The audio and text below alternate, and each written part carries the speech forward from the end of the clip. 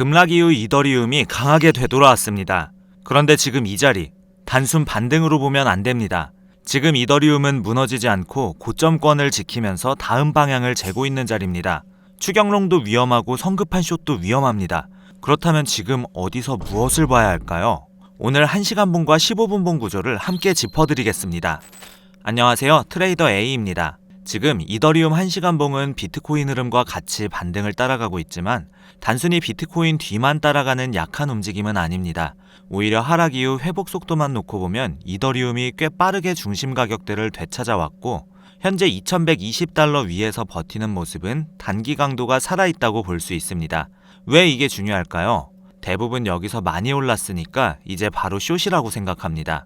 그런데 진짜 약한 차트는 급반등 이후 바로 다시 밀립니다. 반등이 나와도 힘이 없으면 금세 중심선 아래로 내려앉고 이후 반등 시도도 점점 짧아지는 패턴이 나옵니다. 지금 이더리움은 그 패턴과 다릅니다.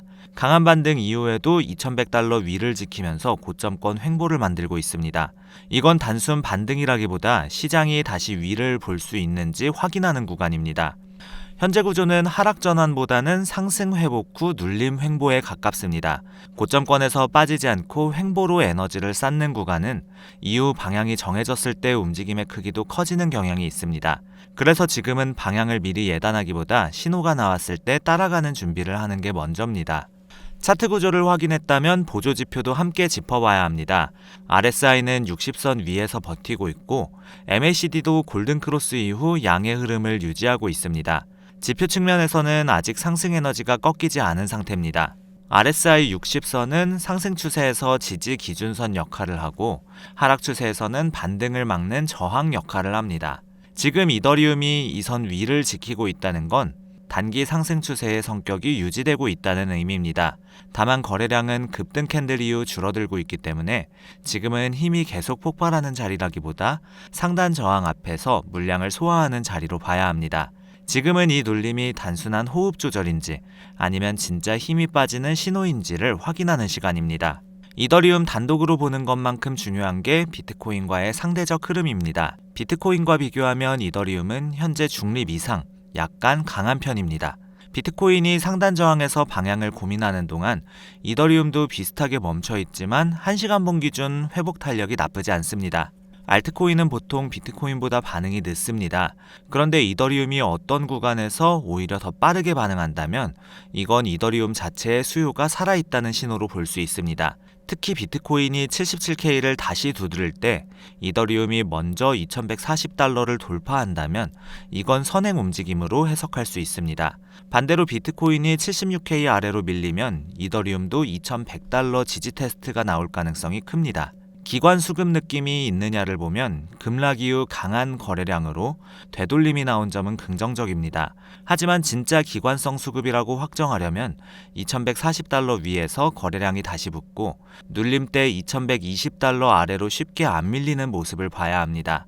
지금은 큰 자금이 들어왔을 가능성은 있지만 아직 확인 구간입니다. 자, 그렇다면 지금 이더리움에서 가장 중요하게 봐야 할 가격대는 어디일까요? 핵심 저항은 2135달러에서 2145달러입니다. 여기가 가장 중요한데요. 이 구간을 돌파하고 안착하면 2160달러, 강하면 2180달러까지도 열릴 수 있습니다. 반대로 여기서 계속 막히면 고점권 피로감이 쌓이면서 눌림이 나올 수 있습니다. 2135달러에서 2145달러는 이번 급등 과정에서 거래량이 가장 크게 터진 구간의 상단입니다. 이 자리에 매도 물량이 남아있을 가능성이 높고 지금 이더리움이 이 구간 아래에서 횡보를 이어가고 있다는 게 그 증거입니다. 단순히 뚫는 게 아니라 거래량을 동반한 안착이 나와야 다음 상승 구간을 신뢰할 수 있습니다. 핵심 지지는 2110달러에서 2100달러입니다. 여기를 지키면 상승 회복 구조는 유지됩니다.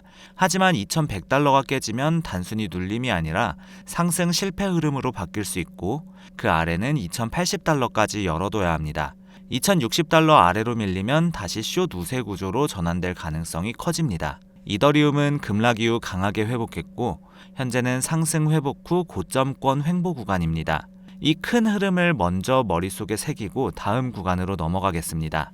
1시간봉에서 전체 방향을 잡았다면 이번에는 15분봉으로 내려와서 단기 흐름을 확인해 보겠습니다.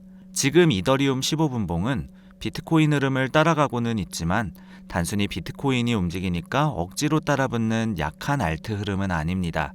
오히려 비트코인이 상단에서 계속 방향을 고민하는 동안 이더리움은 2110달러 위를 지키고 다시 2125달러 부근까지 올라오면서 고점권을 유지하고 있습니다. 현재 이더리움은 비트코인 대비 약하지 않고 단기 강도는 강함에 가까운 중립입니다. 이더리움은 급등 이후 고점권에서 무너지지 않고 상승 구조를 유지 중입니다. 대부분 여기서 착각합니다. 이미 한번 급등했으니까 이제 빠질 차례라고 생각하죠. 그런데 진짜 약한 차트는 급등 이후 바로 중심선 아래로 밀리고 반등이 나와도 고점 근처를 다시 못 갑니다. 지금 이더리움은 다릅니다. 급등 이후 조정은 나왔지만 가격을 크게 무너뜨리지 않았고 다시 상단 저항을 두드리고 있습니다.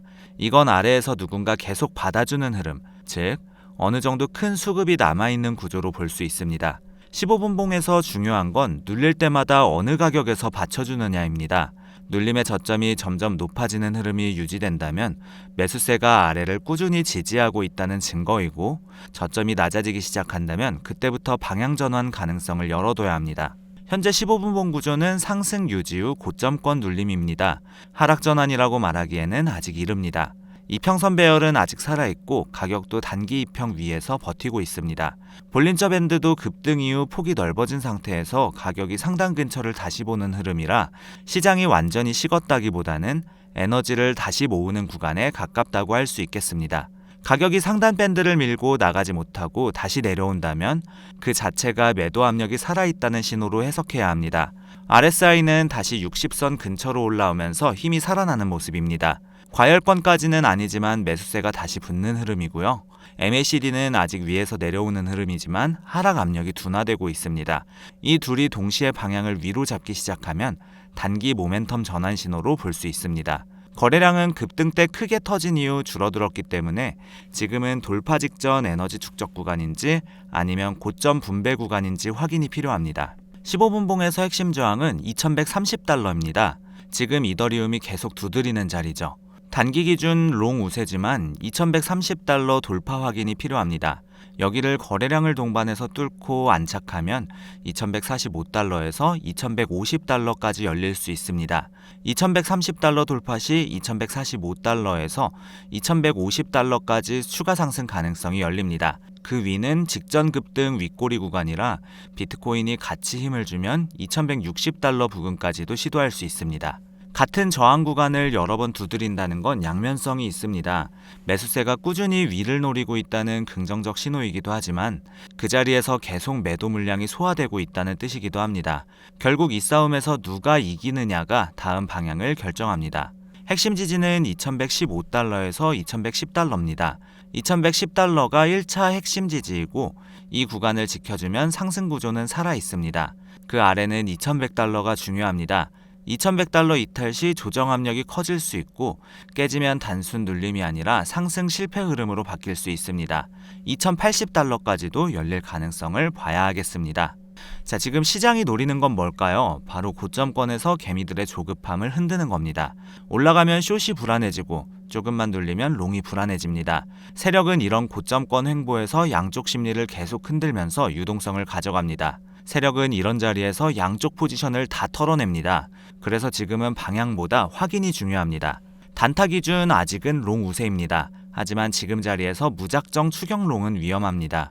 진입은 2130달러 돌파 후 안착을 보거나 2110달러 지지 확인 후 눌림 대응이 더 유리합니다. 확인 후 진입이 손절 구간도 명확하게 설정할 수 있고 리스크 관리 측면에서도 훨씬 유리합니다. 숏은 2100달러 이탈 후 반등 실패가 나와야 힘이 실립니다. 숏은 아직 성급하다고 볼 수 있겠습니다. 자, 마지막으로 오늘 핵심 시나리오를 정리하겠습니다.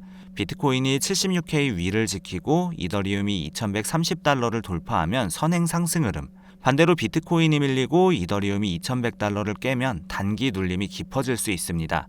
이 두 가지 시나리오를 머릿속에 둔 상태에서 시장을 보시기 바랍니다. 상승 시나리오에서 이더리움이 비트코인보다 먼저 저항을 돌파하는 움직임이 나온다면 그 자체가 이더리움이 단기 흐름을 주도하는 신호고, 이런 선행 움직임이 나올 때 진입 타이밍으로 가장 신뢰도가 높습니다. 하락 시나리오에서는 2100달러 이탈 후 반등 시도가 2110달러를 회복하지 못하는 흐름이 나온다면 그때부터 숏 구조가 만들어진다는 걸 기억하십시오. 단기 움직임은 2100달러 위에서 버티면서 2140달러 재돌파를 시도하는 흐름이 가장 정상적입니다. 롱이 유리하려면 추격이 아니라 눌림 후 지지 확인이 필요하고요. 지금은 추격보다 확인이 중요한 자리입니다. 차트가 방향을 보여줄 때까지 기다리는 것. 그게 지금 가장 좋은 전략이라고 할 수 있겠습니다. 오늘 저녁 이더리움 분석은 여기서 마치겠습니다. 다음 브리핑에서 뵙겠습니다. 감사합니다.